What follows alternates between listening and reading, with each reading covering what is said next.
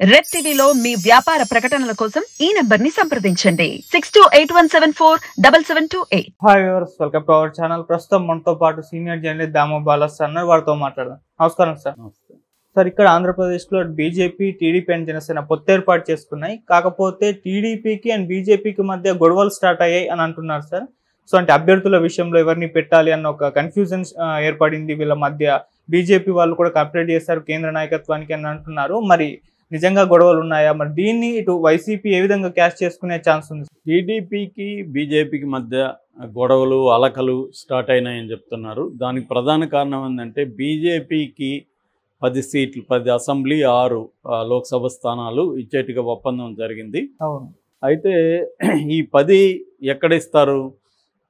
తెలుగుదేశం బలహీనంగా ఉన్న స్థానాలనే బీజేపీకి ఇవ్వడానికి తెలుగుదేశం ట్రై చేస్తుంది. బీజేపీ ఏమో తాము బలంగా ఉన్న చోట లేదా తెలుగుదేశం బలంగా ఉన్న స్థానాల్ని బీజేపీ అడుగుతుంది. ఎందుకంటే మొత్తంగా బీజేపీకి ఉన్న 1% ఓట్లు లేదా పెరిగిందనుకుంటారు, పెరిగితే 2% పెరిగి ఉండొచ్చు.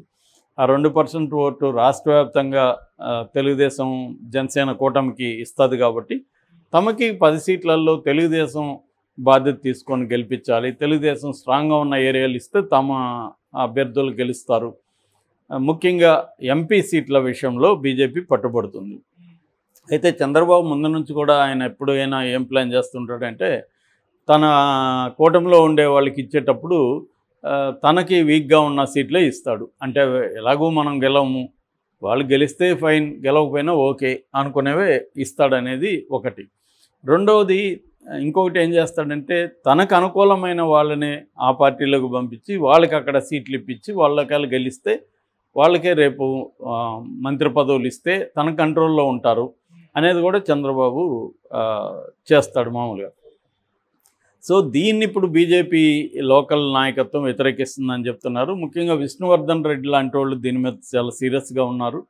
వాళ్ళు కేంద్రానికి కూడా లేఖ రాశారని చెప్తున్నారు. ఇది మీరు కేంద్రం జోక్యం చేసుకొని ఈ నియోజకవర్గాల విషయంలో మనకి బలమైన నియోజకవర్గాలని అడగండి, మన క్యాండిడేట్లే బీజేపీలో ముందు నుంచి ఉండి పనిచేస్తున్న వాళ్ళకే ఇవ్వండి. కొత్తగా వచ్చిన సీఎం రమేష్ కావచ్చు, సృజనా చౌదరి ఇలాంటి వాళ్ళకి ఇస్తే మళ్ళీ అది తెలుగుదేశం ఖాతాలకి పోతుంది అనేది వాళ్ళు లెటర్ రాసినట్టుగా చెబుతున్నారు.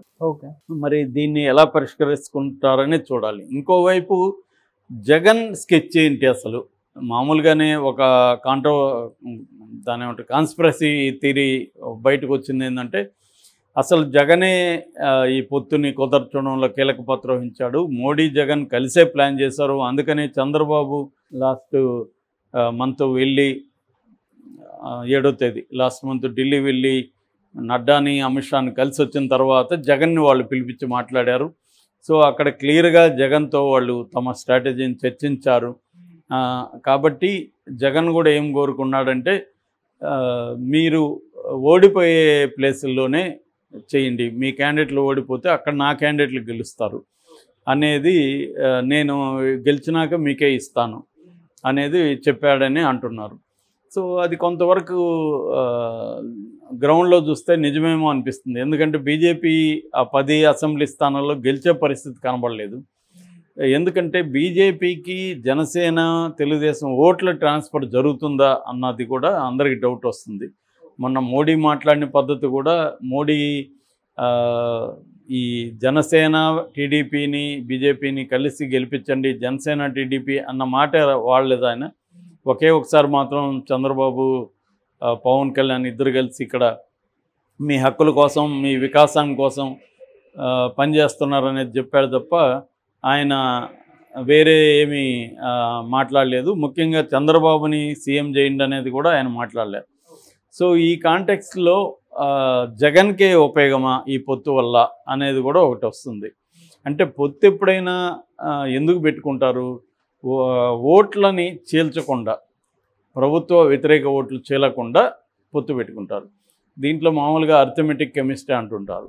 అంటే కెమిస్ట్రీ అంటే ఏంటంటే 2 పార్టీల పై స్థాయిలో కలిస్తే కింది స్థాయిలో కూడా కేడర్ కలవాలి. సో ఇది chemistry workout. Chemistry important. Chemistry అయితేనే అర్థమెటిక్ అంటే లెక్కలు, అంటే ఎవరికి ఎన్ని సీట్లు వస్తాయి, ఎన్ని ఓట్లు వస్తాయి అనేది. ఈ కెమిస్ట్రీ లేకుండా అర్థమెటిక్ ఉండదు. అంటే వీళ్ళిద్దరి మధ్య మంచి కెమిస్ట్రీ వర్కౌట్ అయితే ఆటోమేటిక్గా లెక్కల్లో వీళ్ళకి అనుకూలంగా ఉంటుంది. అంటే బీజేపీ క్యాండిడేట్ నిలబడిన దగ్గర తెలుగుదేశం జనసేనలో ఆ క్యాండిడేట్ని సపోర్ట్ చేయాలి, వీళ్ళ ఓటు అంతా కూడా అటు ట్రాన్స్ఫర్ అవ్వాలి. తెలుగుదేశం జనసేన నిలబడిన చోట బీజేపీ ఓట్ల అన్నీ కూడా వీళ్ళ కూటమికి ఇద్దరికి రావాలి. అంటే జనసేన నిలబడిన చోట జనసేన క్యాండిడేట్లకి తెలుగుదేశం ఓట్లు వెళ్ళాలి, బీజేపీ ఓట్లు వెళ్ళాలి. తెలుగుదేశం నిలబడిన చోట జనసేన ఓట్లు వెళ్ళాలి, బీజేపీ ఓట్లు వెళ్ళాలి. ఈ కెమిస్ట్రీ జరగాలంటే దీని పట్ల ఒక ఆమోదం అనేది కేడర్లో ఉండాలి. అంటే ఈ పొత్తు మనకు ఉపయోగం అన్న అభిప్రాయం కేడర్లో ఉండాలి. కానీ ఇక్కడ చూసుకున్నప్పుడు ఈ మూడు పార్టీల మధ్య ఈ ప్రాబ్లమ్స్ కనిపిస్తున్నాయి. అంటే చాలామంది చెప్పేది ఏంటంటే జనసేన ఓటు తెలుగుదేశానికి ట్రాన్స్ఫర్ అవుతుంది, కానీ తెలుగుదేశం ఓటు జనసేన వాళ్ళకి ట్రాన్స్ఫర్ అవుతుందా అన్నది డౌట్ అనేది కొంతమంది ఎక్స్ప్రెస్ చేస్తున్నారు. అట్లాగే బీజేపీ ఓటు తెలుగుదేశానికి జనసేనకి వెళ్ళొచ్చు, కానీ తెలుగుదేశం జనసేన ఓట్లు బీజేపీకి వెళ్ళేది కష్టం అని కూడా అంటున్నారు. అంటే చంద్రబాబు తనకు అనుకూలమైన వ్యక్తులు కానీ బీజేపీలో వాళ్ళు టికెట్లు ఇస్తే చంద్రబాబు బాధ్యత తీసుకుంటాడు గెలిపించడానికి. లేదు బీజేపీ వాళ్ళే కంప్లీట్గా అక్కడ పెట్టినా, లేదు జగన్కి అనుకూలమైన వాళ్ళని బీజేపీ వాళ్ళు అక్కడ పెట్టినా అప్పుడు చంద్రబాబు వాళ్ళని ఓడించడానికి ట్రై చేస్తాడు. ఓకే. సో ఈ మొత్తం గందరగోళం పోవడానికి ఇంకొంత టైం అయితే పట్టచ్చు. ఇవన్నీ సర్దుకుంటాయనే అనుకుంటున్నారు అందరూ. ఎందుకంటే కూటమిలో అన్నప్పుడు ఈ ప్రాబ్లమ్స్ ఎక్కడైనా కామనే. ఈ ప్రాబ్లమ్స్ అంతా సాల్వ్ చేసుకుంటూ ముందుకెళ్ళడానికి ఎలాగూ 55 రోజుల టైం అయితే ఉంది. సో రెండోది ఏంటంటే చంద్రబాబు పొత్తులు అనేవి కొత్త కాదు, ఆయన అనేక పొత్తుల్ని చూసి వచ్చాడు 45 ఏళ్ల రాజకీయ అనుభవంలో.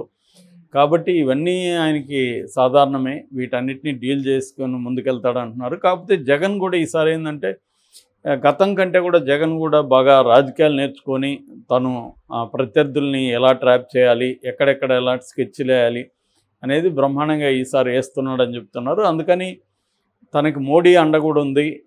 ఎందుకంటే మొన్న కూడా చిలకలూరుపేట దగ్గర జరిగిన సభలో మోడీ జగన్ని ఎక్కడా టార్గెట్ చేయలేదు. ఒక జగన్ సర్కార్లో మంత్రులు అవినీతిలో పోటీ పడుతున్నారు అని చెప్పాడు తప్ప జగన్ మీద ఏ రకమైన నిర్దిష్టమైన విమర్శలు చేయలేదు. జగన్ అవినీతిపరుడు జగన్ అని చెప్పలేదు. ఎందుకంటే అంతకుముందు మనకి నడ్డా కాళహస్తిలో వచ్చినప్పుడు కానీ, ఇతను వైజాగ్ వచ్చినప్పుడు, మన అమిత్ షా వచ్చినప్పుడు కానీ దేశంలోనే అతిపెద్ద అవినీతిపరుడు జగన్ అని వాళ్ళు చెప్పారు. కానీ మోడీ ఎక్కడ దాన్ని చెప్పలేదు. జగన్ మీద మోడీ ఏ రకమైన చేయలేదు. అందువల్ల జగన్కి అనుకూలంగానే క్యాండిడేట్లను పెడతారా? అప్పుడేమవుతుందంటే 10 అసెంబ్లీ సీట్లు జగన్ అకౌంట్లో పడతాయి, 6 ఎంపీ సీట్లు కూడా జగన్ అకౌంట్లో పడే అవకాశం ఉంది. జగన్ కూడా ప్లాన్ ఏం చేశాడంటే అక్కడ బలమైన క్యాండిడేట్ని నిలబెట్టడానికి ప్లాన్ చేస్తున్నాడని చెప్తున్నారు. సో అలాంటి జరిగినప్పుడు జగన్కి లాభం జరుగుతుంది పొత్తు వల్ల అనేది చెప్తున్నారు. ఏదేమైనా దీంట్లో ఇంకొంత క్లారిటీ రావడానికి ఇంకొంత టైం పట్టే అవకాశం ఉంది. ఈ లోపల మరి వైసీపీ రోల్ ఏంటి, టీడీపీ బీజేపీ మధ్య గొడవలను వైసీపీ ఎలా ఉపయోగించుకోబోతుంది, టీడీపీ బీజేపీకి మధ్య గొడవలు సాల్వ్ అవుతాయా, పెరుగుతాయా? ఎందుకంటే బీజేపీలో 3 రకాల వర్గాలు ఉంటాయి. ఒక వర్గమేమో తెలుగుదేశానికి అనుకూలంగా ఉండే వర్గం, విష్ణుకుమార్ రాజు కానీ పురంధేశ్వరి కానీ వీళ్ళందరూ తెలుగుదేశానికి అనుకూలంగా ఉంటారు. ఇంకొక వర్గం విష్ణువర్ధన్ రెడ్డి లాంటి వాళ్ళు, సోమరాజు లాంటి వాళ్ళు వైసీపీకి అనుకూలంగా ఉండే బ్యాచ్. ఇంకొంతమంది ఏమో స్ట్రాంగ్ బీజేపీ వాళ్ళు ఎప్పటి నుంచో బీజేపీలో ఉంటూ బీజేపీ నాయకత్వంలో ఉంటూ వాళ్ళు బీజేపీని డెవలప్ చేయడానికి కృషి చేస్తున్న వాళ్ళు. ఈ 3 వర్గాలలో గందరగోళం ఉంటుంది తెలుగుదేశంతో. ఇప్పుడు వైసీపీ వర్గం కానీ బీజేపీ వర్గం కానీ బీజేపీ నాయకత్వం బాగా బలంగా ఉండే చోట అక్కడే వాళ్ళకే రావాలని కోరుకుంటున్నారు. వైసీపీ వాళ్ళేమో వైసీపీ క్యాండిడేట్లని అంటే వైసీపీకి అనుకూలంగా ఉన్న బీజేపీ నాయకులను అక్కడ నిలబెట్టాలని వైసీపీ అనుకుంటుంది. తెలుగుదేశం వాళ్ళేమో తమకి తెలుగుదేశం నుంచి బీజేపీలోకి వెళ్ళిన వరదాపురం సూరి కావచ్చు, జమ్మలమడుగులో ఆదినారాయణ రెడ్డి కావచ్చు, తర్వాత సీఎం రమేష్ కావచ్చు, ఆయన ఎవరు సజ్జనాథ్ చౌదరి కావచ్చు, వీళ్ళని నిలబెట్టాలని అనుకుంటున్నారు. మరి మొత్తం ఈ 4 పార్టీల 4 స్తంభాల ఆటలో ఏం జరుగుతుందనేది చూడాలి. Okay sir, thank you so much.